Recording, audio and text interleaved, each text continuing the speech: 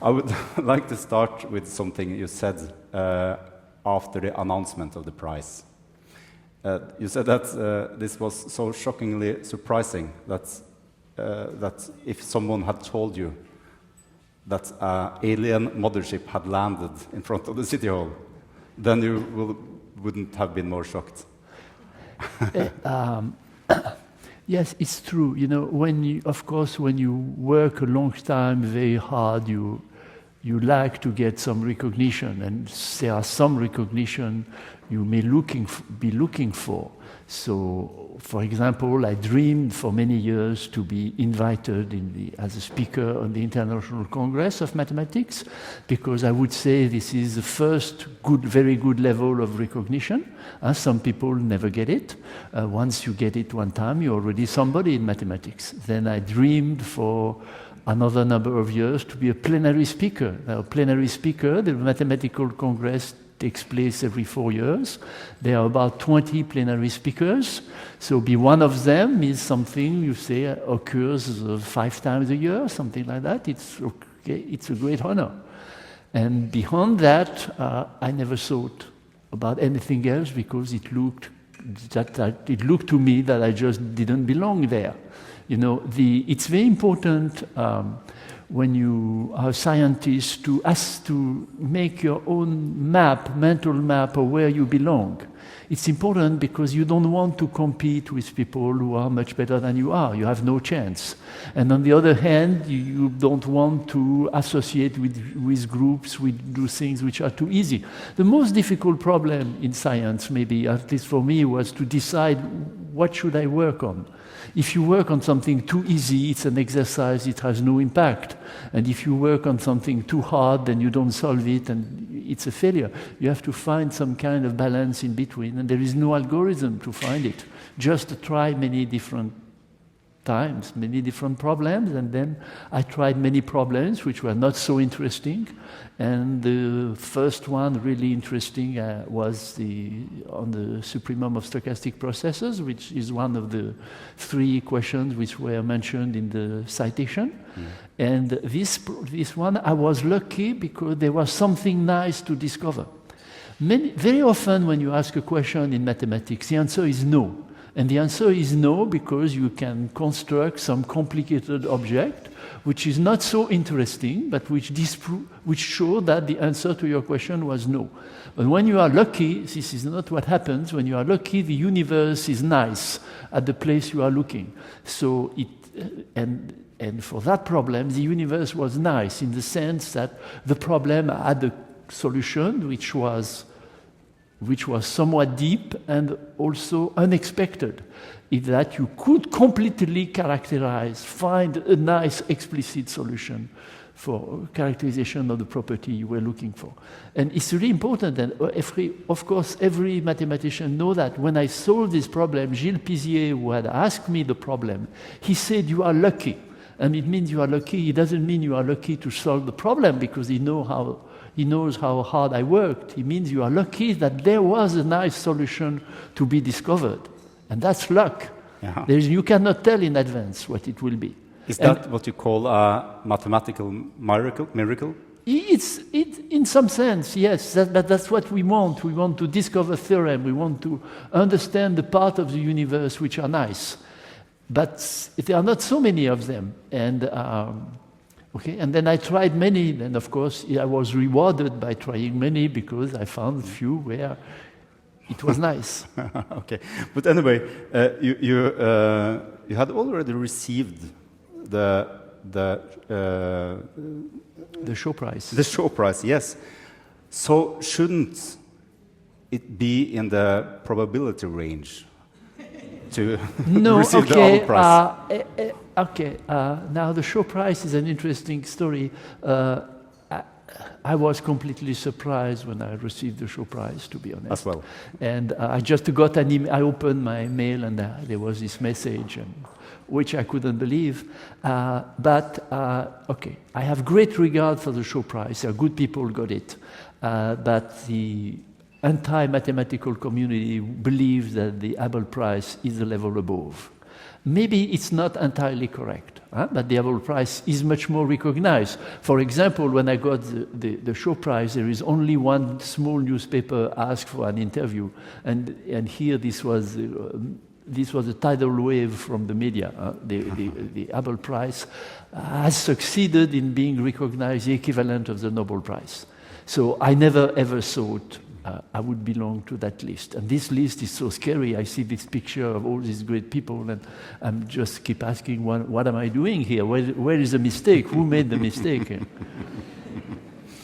But you're into the prize business yourself with your no, prizes. I'm not in the prize business myself. You know, it's a long tradition. There is a Hungarian mathematician, Paul Erdős, he was a very special character. He wrote maybe 1,000 joint papers, and he was constantly coming up with problems and offering prices. But usually the price was, $20 for immensely difficult problem, offering $20. So, of course, I was inspired by that. And then at some point, I reached a problem which I thought was absolutely central, and I really wanted to be solved. And this one, I offered $5,000 of my own money to make the point that this is an important problem. And my judgment was correct, because I worked years and years and I couldn't solve the problem. It was solved by two Polish mathematicians, and I happily sent them the money, and I'm happy they were poor, so $5,000 was not a completely trivial sum for them. And my judgment was correct, because the solution of this problem led to huge progress in the field. It was really a central problem. And okay, now on my web page there are 5 or 6 problems for which I offer $1,000, just to show that it's serious. I'm not sure all of these problems are very central. I genuinely tried to solve them, and I couldn't. That's really what the message is. But these are small amounts of money. I have printed the general conditions to get the money. It's not very long. Okay. I will read the first sentence. I will award the prizes below as long as I'm not too senile to understand the proofs I receive. If I can't understand them, I will not pay. If you do not hurry, you better find very, very simple proofs. But now you're putting there is another one. There was another one. Is you don't have to prove prove the theorem yourself. I can read the rest. Of course, can read. I will pay only for the first solution I receive. Please note, however, that you do not need to be the author of this solution in order to get the money. It's just fine if you buy it from someone else for half the amount I offer. That's the full conditions. But none of these problems has been solved. But I understand that the Shaw Prize money and now the Abel Prize money, they will go into a fund for a... I have donated them to a major institution, and to establish a prize in the area of mathematics. I understand enough to admire them, which is the area I worked, plus some connected areas. And they will give a prize every 2 years. And since that was a significant, almost $2 million, the two prizes together, so that will be a very significant prize. It will be of the order at the 75,000 at least to start with. And there is a jury which is chosen, and it will start in the year I become 80, or before, if I die. And I hope it will continue a long time and become a very prestigious prize. Of course, no individual can compete with the Norwegian government. But will you have such conditions that the proofs should be simple to understand, easy to understand as well? No, that there is for that prize there is a jury. It's like, and they will decide what is important. The proof doesn't need to be easy to understand. I'm not the one who will understand it. So, but is it something with those proofs that are simple? No, that they are more beautiful. Or? Of course, everybody likes to have. everybody loves to have a half-page proof that really solves the big problem, but this is very rare event. Yeah. You know, very often you have a 500-page proof that nobody else understands. It's much more common situation. So I was lucky. In maybe my best known result, it's a very simple statement and a very simple proof, but that's such a piece of luck to ever find that. You know. But are such prizes, do you think it's important for mathematics? With prizes like Abel Prize or your prizes? I'm sorry. Are prizes in mathematics There are many important? prizes in mathematics. But yeah. is it important to have prizes? It's okay. It's like, you know, the Abel Prize. What the great value of the Abel Prize? It states that mathematics are important for society, which is not something which is obvious to every politician. I'm sad to say that, for example, the space given to teaching mathematics in France has decreased recently. And I think this is a terrible thing for the future. And it means that the politicians are not aware enough that this is fundamental. The problem with mathematics, it takes a long time before it has an impact. So the theoretical work I did will be applied in statistics, and this will have an impact in maybe in 2 generations. But for politicians who want immediate results, it's hard for them to understand. So it's excellent that Norway shouts loudly to the whole world, mathematics are important. And all prizes, more or less, they have the same function. You know, mathematics, we are willing to give, everybody understands money, so we are willing to give money for mathematical prize. And also, I have to say that when you are a young mathematician and you receive such a prize, you feel really good, of course. And I hope a few people will feel good for my prizes, yes. On the note of things that take a long time, let's talk a bit about marathon running. Because you're a runner, right? A marathon. No, it was, you know, I was sick when I was young, so I didn't do any sport. And then when I was around 30, I discovered I had a mathematician friend who was a runner. And then I went to a conference, and he was running 6 miles every day. And I said, okay, why don't I try? And it's very easy to run 6 miles every day, but you cannot do like that. You have to train a few months until your body is used. And I trained myself, and until I was 60, I run 10 kilometers every day, and it makes me feel good. If you do it, you know, the right level and not the right speed for your own body, it cleans the brain. So at the end of a working day, you know, I'm so tired, my brain's stuck, so I take a run, and then after that, it works again for a couple of hours. That was a very efficient system. But yeah. Do you see any connections between running a long marathon and doing mathematics? No, running yeah, there is a connection. You know, you have to want to do it. Running a long marathon. Running a long marathon. This is by itself a very good, nice experience, which I recommend to everybody, because at the beginning you believe I will never be able to do that. But if you train yourself 6 months, you can do it, and it's not even that difficult. You wouldn't do it too often, but doing a couple of times in your life, that's what's great.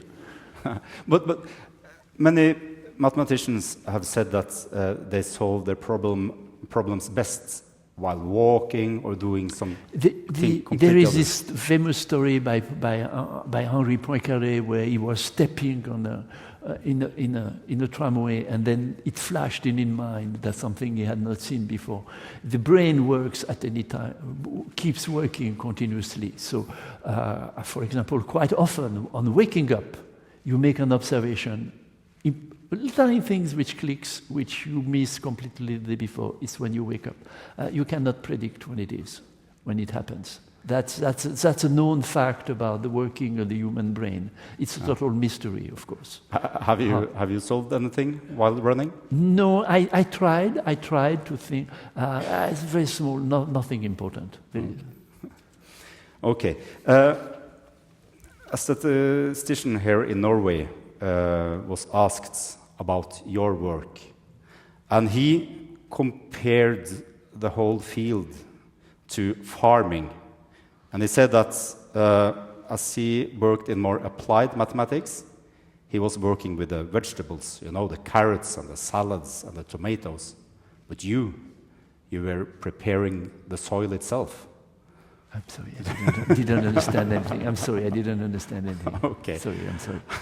It was an analogy, An analogy. of farming.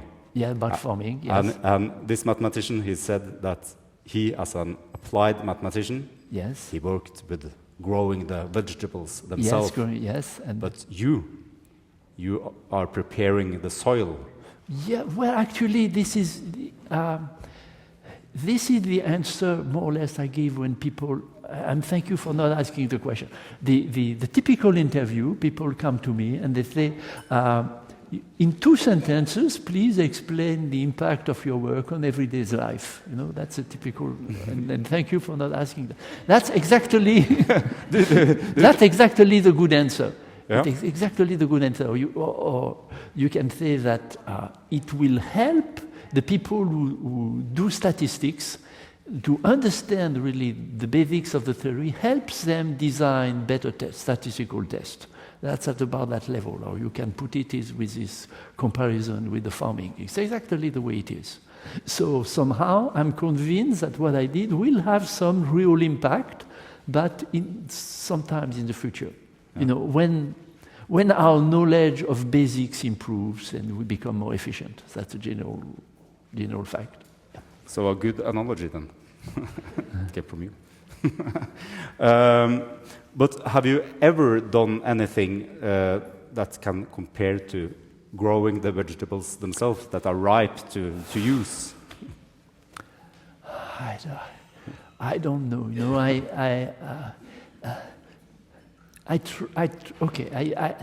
I investigated many questions, but really I investigated questions. They came my way through people I was talking with, and I felt that my taste was in it, or I was more or less more prepared than others to study them. You know, there is no overall plan. It's really step by step, and it's a very difficult choice. Should I work on that problem? Is that problem worth the effort? And is it worth solving? And you don't know. And the thing is, you don't know before you try. Since I was feeling very insecure because of my health problem, I felt the need to write many papers, really, you know, because if you have 100 papers, at least 100 publications, somehow it supports you. And so I looked at some which would consider some small problems. But the incredible thing in some of these small problems were exactly what is needed to make an observation which will have far-reaching consequence afterwards. You cannot predict you cannot say that a problem is too simple and would not be interesting. If you understand well what happens, you don't know what you may discover. That's what makes research so difficult. There is no recipe to be successful. You just have to keep trying, and you follow your instincts, which tells you, no, there's nothing there. You have to do that, otherwise it's too vast. You cannot explore everything. But you have covered a quite wide field. You've written a book about quantum fields. Okay, but that's my hobby. This was not part of the. But how do you want to hear the story about that? Okay, yeah. You know, there are various opinions about that, but I believe that creativity as a mathematician decreases with age. And actually, on my desk when I was a student, there was a book of Apology of a Mathematician by Hardy, and where he greatly insists on that, and then it got in me. Okay, and also I felt that I had some very good periods I had plenty of ideas, and then I feel the idea dry up and they become rarer and rarer and rarer. And at some point you must ask, what am I doing there? So I said, let me enjoy myself and let me learn the physics. So many beautiful things in physics, you know, general relativity and so on. Let me try to understand a little bit what it is about, not to do any research, just to make myself happy. And that's what I did. And then I run into quantum field theory, of which I couldn't understand a word because there are no books written in mathematical language, or those which are, they are too difficult. And the books written by the physics, it's a different language, it's a different culture. If you are the mathematician, you read it, you do not understand a word. You have very authoritative statements which are made and you don't know what's the status of them. So, okay, then I say there is only one solution. I should write the book I would have liked to write. And it kept me busy 10 years. I greatly enjoyed it. But I don't think this had any part in the decision of the committee. Okay. There is no idea in that book which was not very well understood by certain people in 1970. Okay. Let us put it that way. Well, but you said also in the video that we saw that the time is the most important. Precious. It's so easy to waste your time. Yeah. You know, there are so many ways you can waste your time, and then I really understood that that's the most precious resource for a mathematician is to your time. So rule number one, every day make sure that before the end of the day there is not a drop of juice left in my brain that I could have used. That's a way to put it. But you know, I put it this way because it's not a matter of time. It doesn't work to start work. You cannot start working at 7 a.m. and work until 12 p.m. The brain will not stand that. 6 or 7 or 8 hours is absolute maximum I could ever do. But have to spend that energy first and then goof after that. Yeah. It's just order of priority. And if you set your priority right, you double your efficiency. But how do you prioritize which problems you will spend your time working on? Which problem I spend on? Okay, that's a basic question. How do you choose?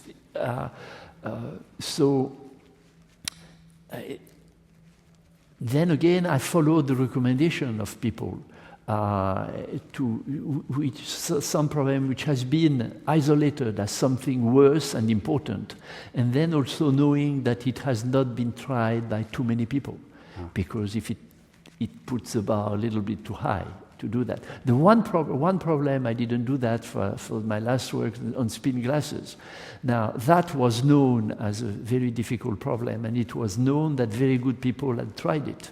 But at the time I tried this problem, I had nothing to lose, in the sense that my main line of research I was stuck, and then I can only gain, and there was zero probability of success.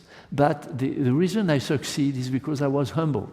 Humble means you don't solve a problem. You start by understanding the basics, and then you go up. And so I started by the very, very basic. And these models from physics are so difficult. The basic question was prove anything at all. Okay, it cannot be below that. And that's the way I started. And after working 6 or 7 or 8 years, I understood a little bit more than other people. You know, but there's no magic. There's absolutely no magic nowhere. You have to there is no magic, and you have to be lucky, and you have to be in the right environment, and otherwise it doesn't work. Am I right if I'm saying that you like a bit surprising results? That's near to your heart, if they are a bit surprising. So really prove something surprising. No, you start to see things from far in the fog, and when you solve them, of course, you have been working so hard, and it's never a surprise. No, solving a problem is never a surprise. It comes so gradually. Okay. It comes so gradually. Okay. Yeah, it's not like you discover something on the ground and enough preparation that there is never a surprise. But okay, anyway, you talk about the miracle of when something happens in mathematics, or you find a solution. That's a miracle. Okay, the miracles are. A miracle is when something you didn't even dare hoping turns out to be true. Yeah. So actually, probably the last theorem I proved is a field called random Fourier series, on which I started working about maybe 1983. And I came back to that so many times, and really, when I was almost 70, then I realized that I could make a very daring conjecture, and the very daring conjecture essentially says that things look very complicated, but it is not. It's in fact, it's kind of mixture of two extremely simple situations. It must be, and this is so miraculous that I never dared ask the question. But after I formulate the question and I say, let me give a try about that, in fact, it was not that difficult to prove, but nobody had dared formulating it. You see, if you are too ambitious, it doesn't. Experience teaches you that if you hope too much, it doesn't work. But sometimes it does. That's what makes it difficult. It sounds beautiful that you can find those miracles in mathematics. Yes. So I have a long list of miracles of which I benefited. Yes. So we could end with maybe an advice to the young students of mathematics, or maybe the school pupils who were here today. Yeah. What would you say if they want to do mathematics? Okay, the most successful advice I received was from my advisor, because when I arrived, I asked him, how do you do research? And that's what I call Choquet principle in his honor. And he said, always consider a problem in the minimal structure where the problem makes sense. And that's, of course, he didn't invent that was known. But this is a process of fantastic power. And I have used it really very successful a number of times. So I can witness this is a very good thing to do. Many people study complicated situations in mathematics. And then you don't see what is important. So when you remove everything that is not central to the problem, you are faced where really the difficulty lies, and then you have to solve it, of course, but you know where to look. And then you use those elements to build up a new theory, and then you write a book, right? I'm sorry. And then you write a book. But another advice is that I say nothing comes for free. You have to be persistent, and you have to. And I think mathematics, the beginning is difficult. That's why so many people hate mathematics, because they never went enough to realize that after a while, it becomes very much easier, and it's passing the first step. It becomes very much easier, and then if you think about something a long time, it becomes part of you, and you are very comfortable with it. So it's be persistent. Be persistent, but also don't be fanatical. There are some problems which you have also to know how to give up at some point. Be reasonable. Don't try to prove the Riemann hypothesis. Not as for your first paper, at least. Wait. And with those advices, I think we say thank you very much. Thank you so much.